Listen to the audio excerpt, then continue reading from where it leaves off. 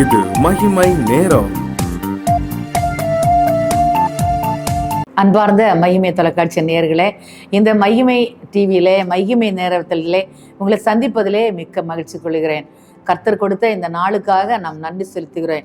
கர்த்தர் இந்த மகிமையான நேரத்தை எங்களுக்கு தந்தபடியினாலே நாம் ஒவ்வொருவருக்கும் கர்த்தர் இந்த மகிமையான நேரத்தை தந்தபடியினாலே கர்த்தருக்கு நாம் நன்றி செலுத்துவோம். நம்முடைய வாழ்க்கையிலே நாம் மகிமையாய் நாம் வாழ வேண்டுமென்றால் இந்த மகிமை நேரத்தை நாம் கண்டுகளிக்க வேண்டும். இந்த மகிமை நேரத்திலே கூட கூறப்படுகிற ஒவ்வொரு செய்தியும் நம்முடைய வாழ்க்கையிலே மகிமையான நன்மைகளை கொண்டு வரும் என்பதிலே எந்த விதமான சந்தேகமே இல்லை.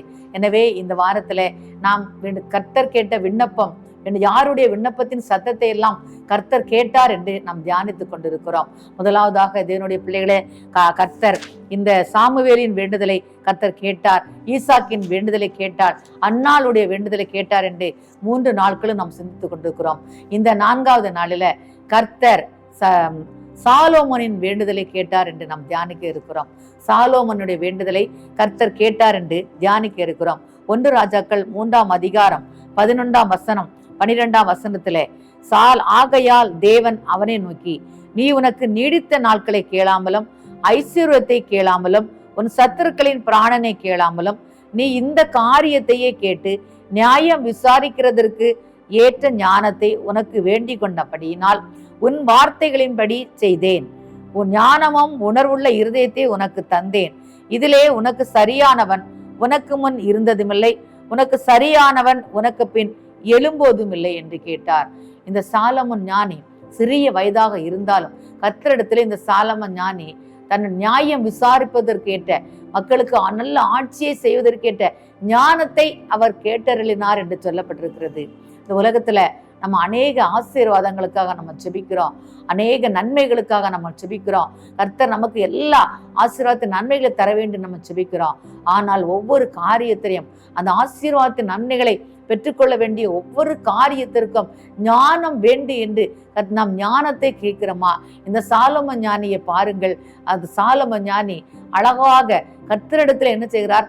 ஞானத்தை தர வேண்டும் என்று கர்த்தரிடத்துல கேட்கிறார். அதனால்தான் ஆண்டவர் சொல்லுகிறார், உன் வார்த்தையின்படி செய்தேன் என்று. ஆண்டவர் சாலோமன் அந்த ஞானத்தை கேட்டபடினாலே ஆண்டவர் உன் வார்த்தையின்படியே செய்தேன் என்று கர்த்தர் சொல்லியிருக்கிறார். இந்த உலகத்திலே வாழ்வதற்கு நம் ஒவ்வொருவருக்கும் ஞானம் அவசியம். ஞானமே முக்கியம். எதை சம்பாதித்தாலும் ஞானத்தை சம்பாதித்துக் கொள்ளு என்று நீதிமொழிகளிலே சொல்லப்பட்டிருக்கிறது. நீதிமொழிகள் 2:6 சொல்லப்பட்டிருக்கிறது, கர்த்தர் ஞானத்தை தருகிறார், அவர் வாயினின்று அறிவும் புத்தியும் வரும் என்று சொல்லப்பட்டிருக்கிறது. இந்த உலகத்துல மனிதன் ஒருவேளை நாம் சொந்த புத்தியினாலே, சுய புத்தியினாலே நான் ஞானத்தை சம்பாதித்தேன் என்று சொல்லலாம். அப்படி அல்ல. இந்த உலகில் உள்ள ஒவ்வொரு படைப்பையும் கர்த்தர் கொடுக்க ஞானத்தினாலே தான் இந்த உலகம் படைக்கப்பட்டிருக்கிறது. எனவே கர்த்தரிடத்திலே இந்த சாலமோன் ஞானி ஒரு பெரிய ராஜா தான், அவர் நாட்டை ஆளலாம். ஆனால் கர்த்தரிடத்திலே அவர் என்ன செய்கிறார்? ஞானத்தை கேட்டு அதன்படி செய்ய வேண்டும் என்று என்ன செய்கிறார்? அவர் ஒப்பு கொடுத்து ஆண்டவரிடத்துல ஞானத்தை கேட்கும் போது கர்த்தர் என்ன செய்கிறார்? ஞானத்தை அதிகமாக கொடுக்கிறார். அதாவது சாலமோன் ஞானிக்கு முன்பதாகவும் அப்படி ஒரு ஞானம் உள்ளவர் இல்லை, சாலமோன் ஞானிக்கு பின்பதாகவும் இதுவரையிலும் அப்படி ஒரு ஞானம் உள்ளவர் இல்லை என்பதை ஆண்டவர் அதற்கு ஒரு உடன்படிக்கையாக வைத்து அந்த ஞானத்தை அவருக்கு என்ன செய்கிறார்? கட்டளையிடுகிறார். எப்படிப்பட்ட ஞானத்தை அந்த சாலமோன் ஞானிக்கு கொடுத்தாரோ அவர் அந்த ஞானத்தை கொண்டு நல்ல ஒரு அரசாட்சியை செய்யும்படியாக கர்த்தர் அவருக்கு ஞானத்தை தந்தருளினார். இந்த உலகத்திலே படைத்த எல்லா ஜீவன்களுக்கும் ஞானமா இருக்கிறது. சிறியவைகளா, உலகத்துல சிறியவைகளா இருந்தாலும் ஞானம் உள்ளவைகள் 4 உண்டு என்று கர்த்தர் சொல்கிறார். அது ஒன்று, எறும்பு பார்த்தால் எறும்பு எப்படி போகிறது? வரிசையாக போகிறது. அதற்கு யாரும் சொல்லிக் கொடுக்கவே இல்லை, இப்படி வரிசையாக போ, அப்படி சேமிப்பு, அப்படி சேமி, இப்படி சுறுசுறுப்பாக இரு, மழைக்காலத்திலே சேமி என்று யாரும் சொல்லவில்லை. ஆனால் எறும்பு எப்படி தன்னுடைய ஞானத்தினாலே என்ன செய்கிறது? சேமிக்கிறது. 2வதாக பார்த்தால் சிலந்தியை பற்றி சொல்லப்பட்டிருக்கிறது. சிலந்தி எப்படிப்பட்டது? சிலந்தி முயற்சிக்கு அடையாளமாக சொல்லப்பட்டிருக்கிறது. எவ்வளவுதான் சிலந்தி குட்டை பீத்து போட்டாலும் அது திரும்ப திரும்ப என்ன செய்கிறது? தன்னுடைய வலையை கட்டிக்கொண்டே இருக்கிறது. அடுத்து பார்த்தீங்களான்னா வெட்டுக்கிளி ஒரு இடத்திற்கு, அதாவது அது வெட்டுகிற கிளியாக காணப்படுகிறது. பயிர் பச்சைகளை வெட்டி போட வேண்டும் என்றாலும் அவைகள் என்ன செய்கிறது? கூட்டம் கூட்டமாக, அதாவது பவுஞ்சு பவுஞ்சாக என்ன செய்கிறது சொல்லப்பட்டிருக்கிறது. நீதிமொழிகள் 30ஆம் அதிகாரத்துல இந்த சிறியவைகளை பற்றி, ஞானமுள்ளவைகளை பற்றி சொல்லப்பட்டிருக்கிறது. அவைகள் கூட்டமாக போகும். ஒரு ஒற்றுமையை காண்பிக்கிறதான ஒரு பறவையா, ஒரு கிளி, ஒரு பூச்சியாக என்ன செய்கிறது காணப்படுகிறது. அடுத்து பார்த்தீங்கன்னா குளிமுசல், கண்மலையிலே தோண்டிய அவைகள் என்ன அதற்கு தேவையானவற்றை வீட்டை என்ன செய்யுமா கண்மனை மேல் உயர்ந்த மலையின் மேலே கட்டுகிறதாக காணப்படுகிறது. இப்படிப்பட்ட சிறிய பூச்சிகளுக்கெல்லாம் ஆண்டவர் ஞானத்தை கொடுத்து வழிநடத்துகிறார் என்றால், கர்த்தரை தேடுகிற நமக்கு ஆண்டவர் எவ்வளவு பெரிய ஞானத்தை அவர் தர வேண்டும் என்று விரும்புகிறார்.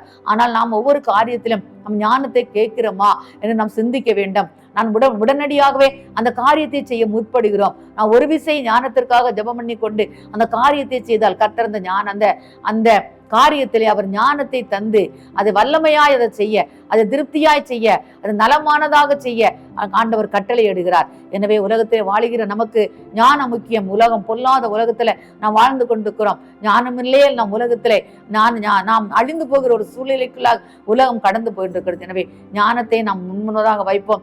கர்த்தரிடத்திலே சாலமோன் ஞானி கேட்டது போல நாம் ஞானத்தை கேட்போம். கர்த்தர் நம்மளுக்கு ஞானத்தை தந்திரளி நம்மை ஞானவான்களாக இந்த உலகிலே திகழ கர்த்தர் நம்மை ஆசீர்வதிப்பாராக.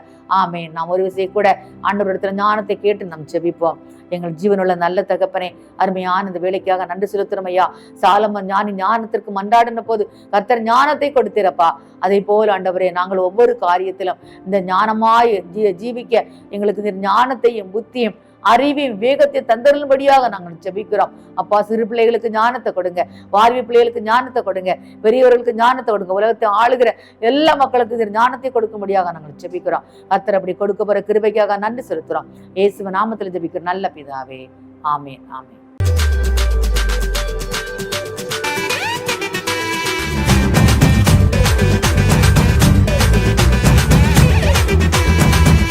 மகிமை மகிமை மகிமை மகிமை மகிமை